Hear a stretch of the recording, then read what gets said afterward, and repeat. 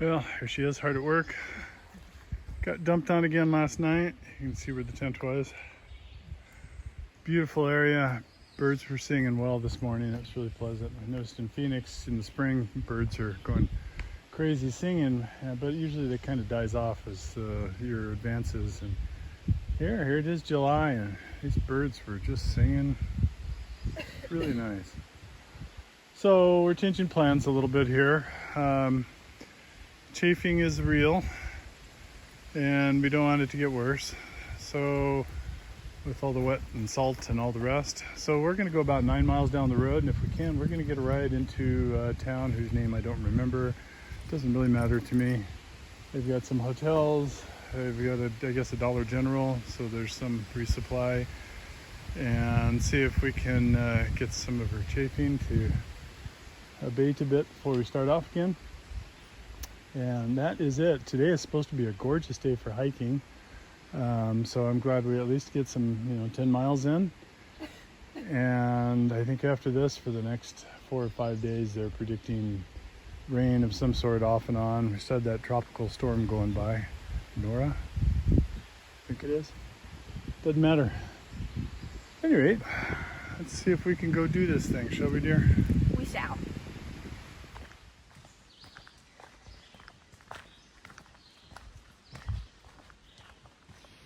Red Eft, little small guy. He's about 2 inches long. Jane wants to play with him. Yep, he's alive. Leave him alone. Sometimes I think something's like that and it's a log going across.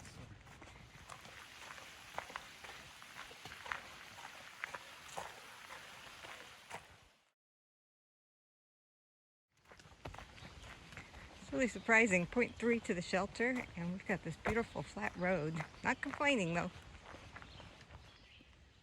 We just arrived at the shelter, and we've never seen one like this before. It's actually cut down into the hillside. So looks like the privy's down there at the end of the trail. But this is different. So we'll maneuver the steps. Got their little high boy cocktail table. Got some chandeliers up here. Looks pretty clean. Looks like it will probably sleep about 4 people, 5 kind of squishy, but yeah, looks like it's an older one.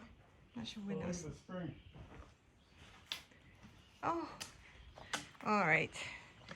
This makes it. All right, the water. You don't have to walk very far. Someone put a trough in. That fresh spring water. And then the rest of it just kind of dribbles out and goes over the embankment. This is worth it. Not having to walk up and down huge mountains and stairs to get to the water. It's right here. This is an interesting shelter. They've really done a lot to maintain the walkways.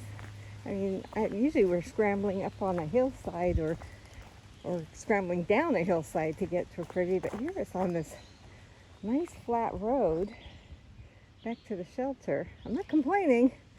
It's just amazing the differences that you see at some of these.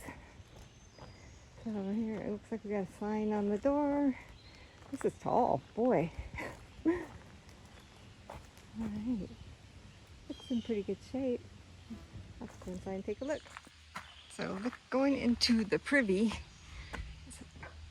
it's got a lot of spider webs and just a little bit of dirt. Kind of smells. It's got a couple bars back there in case you need to hold on. But yeah, I've seen a lot better. I think I'd score this one like 3.5. And it smells, so I think I already said that. That really brings the points down. Outside the privy, they've got some great camp spots. So out here, there's really flat and over here. And so it looks like they've got some decent camping out here, or tenting. But it's going back to the shelter. Time to have a snack, water, and then get back on the trail. There's Paul down there. We're trying to see if we can get a ride out so we can go ahead and get some laundry done. The salt on our clothes is just making it hard on our skin, and we can't rinse the clothes because they won't dry. And so yeah, it's making us get our skin get a little rashy and chapped. Here's the back of the shelter, and that's the side. And then again, we're coming around the front to the stairs down. There's the inside of the shelter, the cocktail table, and then over here is the spring. Very nice. KAT just turned into this beautiful bike path.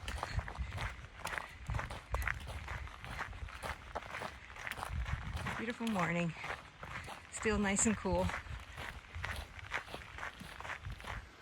Village of Rausch Gap stood here from 1828 to 1910. Peak population of 1,000 plus people.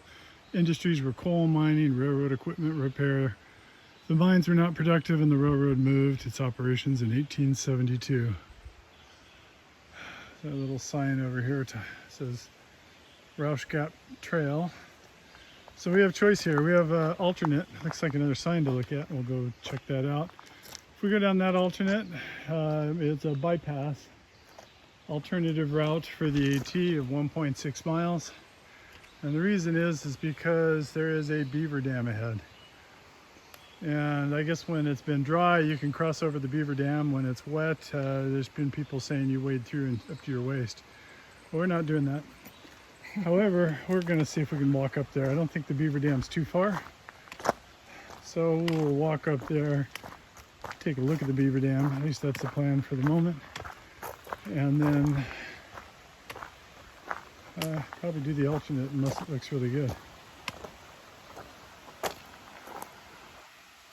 In loving memory, or in memory of Dr. John A. Fitchley Jr., July 18th, 1907, August 18, 2006, conservationist, sportsman, physician, and inspiration, founding member of the Dauphin chapter of Trout Unlimited. All right. And this talks about Rausch Creek diversion wells. I'll take a picture of that and maybe Jane will give you enough time to read it. Down here,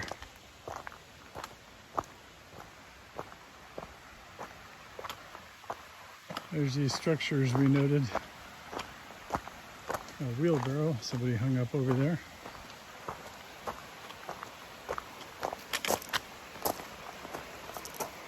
You see the water going into that big tank, flows out to the stream.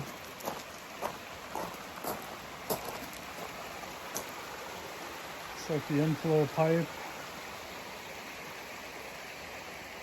And they go over there. Looks like an overflow spillway. Don't know much about it, but that's the path we just came on. Came in over there, over the bridge. Interesting. All right, I'll take a picture of that sign. Maybe we'll find something out. We'll go take a walk. So the trail split back there, and that direction is going towards the Beaver Dam, and this direction is going towards the cemetery for that Rausch Gap village. So we decided to separate, and he's going to check out the dam. I'm going to check out the cemetery, and then we'll meet back at that one point, and we'll decide if we can even get across the dam or if we have to actually walk around. I'm approaching what I assume here is the Beaver Dam. Mushy, flooded out area. Feels like I'm in the soft embrace of a moldy, damp cellar down here.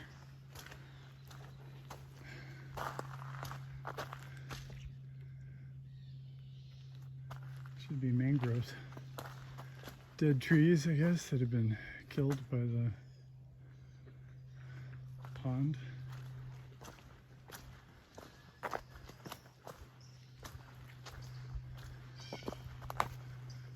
Apparently this goes for a bit with the dam. Let's say I heard a number like half a mile. That doesn't sound right though. So we'll check out what's ahead, see if it's passable or not.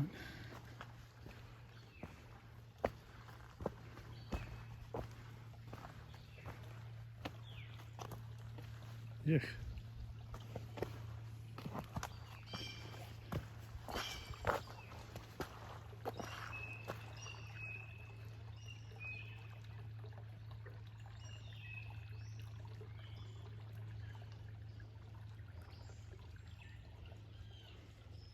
It's where the trail used to go.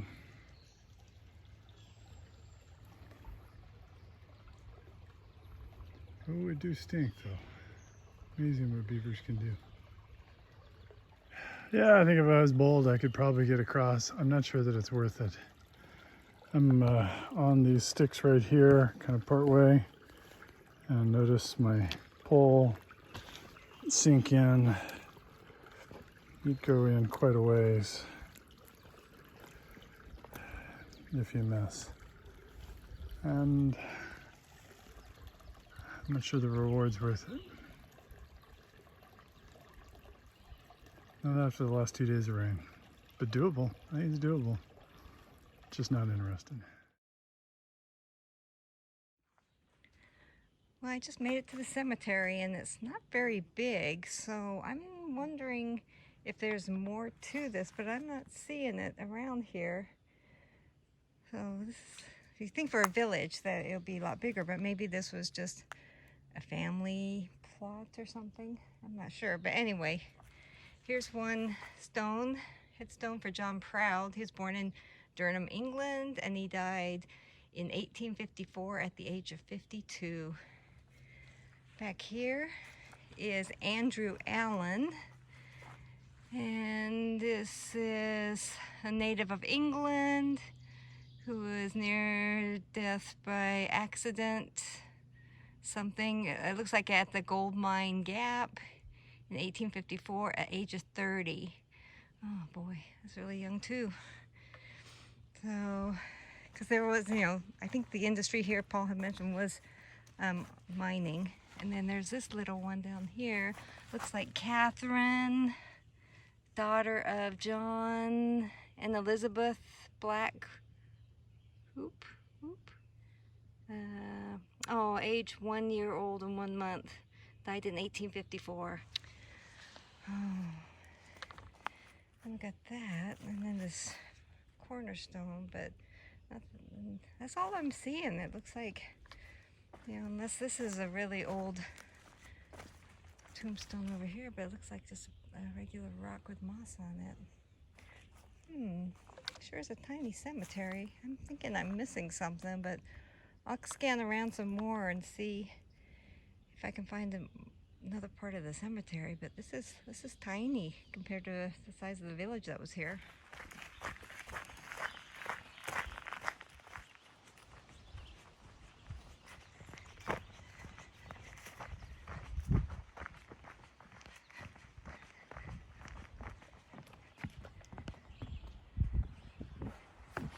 Oh, some of these really bounce.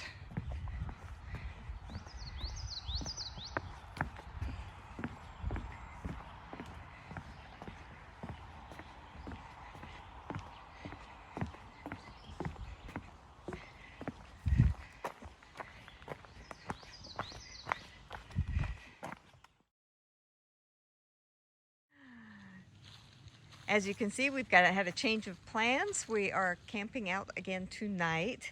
We forgot that today is Saturday and the hotels in town are all booked up. So we went about 10 miles today, and we're at a designated camp spot, I guess, if that's what you call this. And we're the only ones here. It's still early, and we got here early. But we're getting ready to have dinner, and tonight's dinner, we're down to bare bones on our food, but tonight we're having chicken fajita bowl, so we're gonna share this. And then I think we've got a lot of bars, protein bars. And peanut butter. And peanut butter. So that is going to be dinner tonight. And then tomorrow morning, our shuttle driver is picking us up around 9 o'clock, is it? Yep. And For breakfast. and we're going to go into town and have breakfast and wait for the hotel room to be available, and then start doing laundry and taking care of business. We might stay there just one day and then hike out again tomorrow or the day after tomorrow, or stay there for a 0 day. We'll see. We'll just see how things work out. No promises. We can only plan one day to the next. And I think that's about it. Anything else you wanted to add? It was. No, it's going to be a noisy night. We're close to the roads, a lot closer than I would like. Yeah. A lot of day hikers as well as hikers going by.